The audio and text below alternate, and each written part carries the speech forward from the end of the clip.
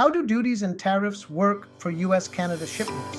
From the outside, it is easy to assume that goods moving between the United States and Canada are automatically duty-free. The reality is more nuanced. Modern trade agreements eliminate many duties on goods that genuinely originate in the partner countries, but they do not erase tariffs on everything and they do not remove taxes. For a US exporter, understanding duties and tariffs is fundamental to pricing, landed cost calculations, and customer expectations. Customs duties versus sales taxes. First, separate customs duties from sales taxes. Customs duties are charges based on the classification and origin of goods. They are designed to protect domestic industries or generate revenue. Sales taxes such as GST, HST, or provincial taxes are consumption taxes applied on top of the value of goods and sometimes the duties themselves. Even when a product qualifies for zero customs duty under a trade agreement, sales tax is usually still due. Many cross-border businesses confuse the two and are surprised when duty-free goods still face significant tax at the border. Role of HS classification in duty rates. Every product must be classified under the harmonized system. The HS code determines the base duty rate for your product under Canadian law. Getting the classification right is critical because similar-looking products can have very different rates depending on their precise description and use. Classification drives not only duty rates but also eligibility for trade agreement benefits, import permits, and regulatory requirements. If you misclassify, you might pay too much duty or worse, too little, exposing yourself to reassessments later. Preferential duty rates under CUSMA. The current trade agreement between Canada, the United States, and Mexico allows many goods that originate in member countries to enter at reduced or zero duty. The key phrase is originate. It is not enough for the goods to be shipped from the United States. They must meet specific rules of origin based on how and where they are produced. If a product qualifies, you can claim preferential duty treatment by providing proper documentation. If it does not, the product pays the regular most favored nation duty rate, even if a US company is the exporter. Rules of origin and mixed supply chains. Modern supply chains often involve parts and materials sourced worldwide. A product assembled in the United States from mostly non-North American components may or may not qualify as originating under CUSMA.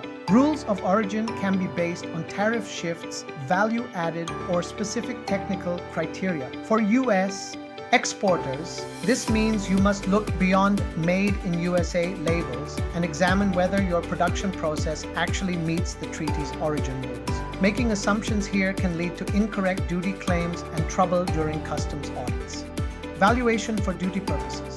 Duties are generally calculated on the value of the goods for customs purposes. That value is often the transaction price, but certain costs may need to be added or excluded depending on the circumstances. For example, assists, royalties, or certain transportation and insurance charges can affect the customs value. Overstating or understating value affects duty and tax, and customs authorities pay close attention to patterns that look inconsistent. US companies used to domestic pricing sometimes overlook how Canadian valuation rules differ. How duties show up for customers. Who actually pays duty depends on your shipping terms. Under delivered at place models, where customers act as importers, they pay duties and taxes at the border or to a courier. Under delivered duty paid models, you as the seller take responsibility for duties and build them into your price. The economics are similar, but the customer experience is very different. If you want to avoid nasty surprises for Canadian buyers, you need to decide who carries the duty and design your pricing accordingly. Duty, drawbacks, and relief programs. In some cases, duties paid on imports can be recovered or reduced. Examples include goods imported into Canada for later export or for use in certain production processes. Duty relief programs are technical and often require strong record keeping and pre-approval, but they can make a material difference to high-volume traders. For many small and mid-sized US businesses, the first priority is getting classification and basic duty treatment right. Once that is in place, exploring duty relief can be the next step. Impact of duties on pricing strategy. Even relatively modest duty rates can add up when margins are tight. If you ignore duties when setting prices, you may find that your Canadian sales are less profitable than expected, or that you are forced to raise prices later and risk losing customers. A disciplined approach means including duties in your landed cost model from day one, checking whether your products really qualify for preferential rates, and re-evaluating suppliers or manufacturing locations if duty costs are persistently high. Monitoring changes in tariff schedules. Duty rates and tariff classifications are not frozen in time. Governments periodically update schedules, add temporary measures, or change how certain products are treated.